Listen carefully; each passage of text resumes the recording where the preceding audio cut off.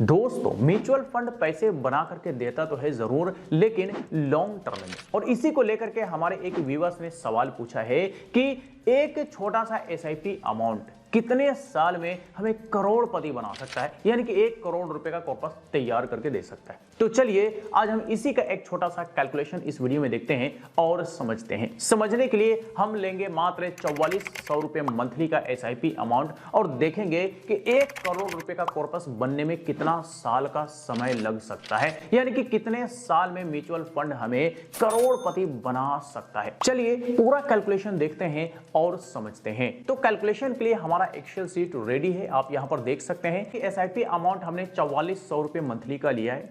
Return हम minimum 14% लेकर के चलेंगे। मिलने के लिए ज्यादा भी मिल सकता है, कम भी मिल सकता है, और हो सकता है कि आप में से कुछ लोगों को 14% रिटर्न पे ऐतराज भी हो, तो हम इसका प्रूफ भी आगे देखेंगे। ड्यूरेशन हमें देखना है कि कितने साल में 1 करोड़ रुपए का कॉर्पस तैयार हो सकता है, तो ये हम आगे देखेंगे। इन्फ्लेशन हम 5% लेकर के चलेंगे और देखेंगे कि जो फ्यूचर वैल्यू बनेगा वह इन्फ्लेशन एडजस्टमेंट करने के बाद कितना होने वाला है और कितना गुना इन्फ्लेशन फ्यूचर में बढ़ने वाला है। सबसे पहले साल का कैलकुलेशन देखते हैं। 4400 रुपए के मंथली का एसआईपी शुरुआत की गई म्यूचुअल फंड में। टोटल इन्वेस्टमेंट एक साल में हो चुका है 52,800 रुपए, यानी कि रिटर्न बनता है एक साल में 4,180 रुपए। टोटल कॉर्पस एक साल में तैयार हो चुका है 56,980 रुपए, यानी कि इन्वेस्टमेंट के मुकाबले 1.1 गुना हमारा टोटल फंड यहां पे बनता दिख रहा है। लेकिन इन्फ्लेशन एडजस्टमेंट करने के बाद वैल्यू आप देखेंगे 5 साल बाद टोटल फंड का, तो वो 54,267 रुपए रह जाता है, यानी कि इन्फ्लेशन बढ़ता है 1.05 टाइम्स 1 ईयर में। अब आइए 5वां साल देखते हैं।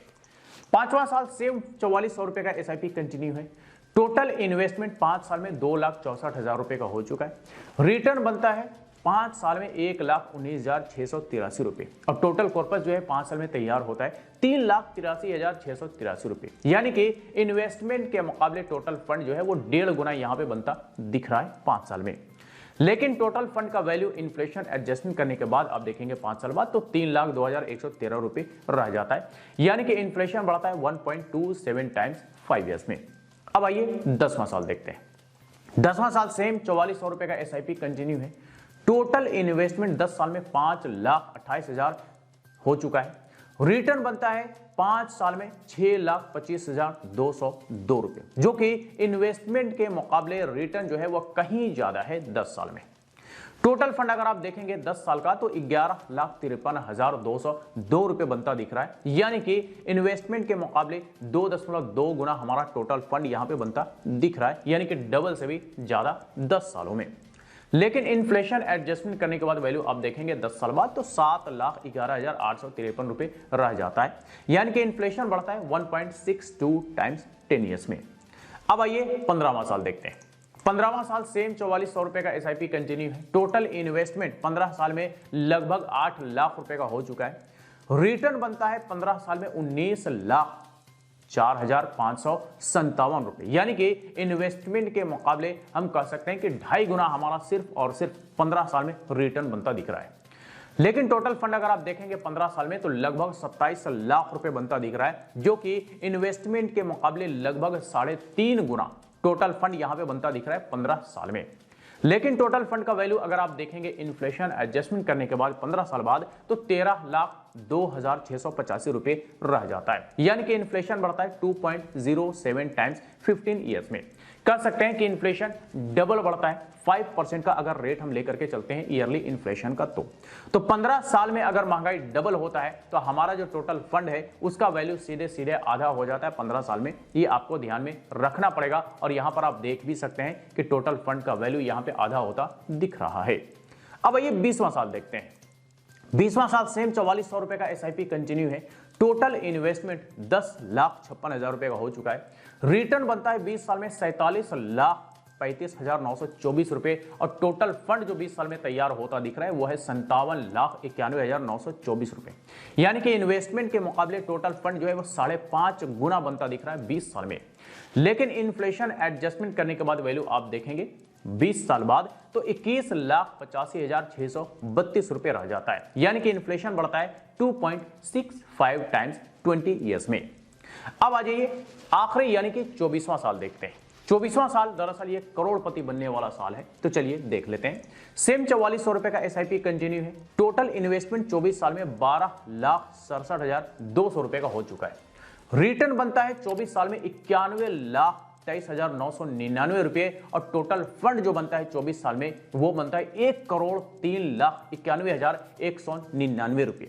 यानी कि अगर आप मल्टीपल्स देखेंगे तो मल्टीपल्स आपका बनेगा इन्वेस्टमेंट के मुकाबले 8 गुना से भी ज्यादा टोटल फंड है। जी हां, 8 गुना से भी ज्यादा हमारा टोटल कॉर्पस जो है वो 24 साल में बनता दिख रहा है और 24 साल में हम यहां पे करोड़पति भी बनते दिख रहे हैं। यानी कि 24 साल में 1 करोड़ रुपए से भी ज्यादा का कॉर्पस हमारा तैयार होता हुआ यहां पे दिख रहा है। तो ये तो हमने यहां पे कैलकुलेशन देखा और समझा कि अगर 4400 रुपए मंथली का एसआईपी कंटिन्यूअसली 24 साल तक किया जाए और अगर 14% के रेट से एवरेज ईयरली रिटर्न मिलता रहे तो हमारा जो टोटल कॉर्पस है वो 24 साल में 1 करोड़ रुपए से भी ज्यादा बन सकता है। यानी कि 24 साल में हमें करोड़पति बना सकता है और इन्वेस्टमेंट के मुकाबले जो टोटल फंड है वो 8.2 गुना यहां पे बनता दिख रहा है। जैसे कि आप देख सकते हैं कि टोटल इन्वेस्टमेंट है 12,67,200 और रिटर्न के साथ साथ टोटल फंड जो बन रहा है वो बन रहा है 1,03,91,199 रुपए। यानी कि 1 करोड़ रुपए से भी ज्यादा का कॉर्पस 24 साल में यहां पे तैयार होता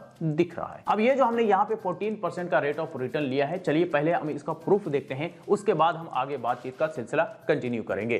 तो 14% का रिटर्न देखने के लिए हमारे पास पूरा म्यूचुअल फंड का लिस्ट तैयार है। ये आपको स्कीम नेम्स देखने को मिल जाएगा, यहां पर आपको कैटेगरी नेम देखने को मिल जाएगा, यहां पर आपको लास्ट 5 इयर्स का रिटर्न देखने को मिल जाएगा, यहां पर आपको लास्ट 10 इयर्स का रिटर्न देखने को मिल जाएगा। तो हम लास्ट 10 इयर्स के रिटर्न को जो है लोवेस्ट टू हाईएस्ट हम रिटर्न अप्लाई कर देते हैं। तो यहां पे अप्लाई करने के बाद हमारा यहां पे फंड का पूरा लिस्ट आ चुका है।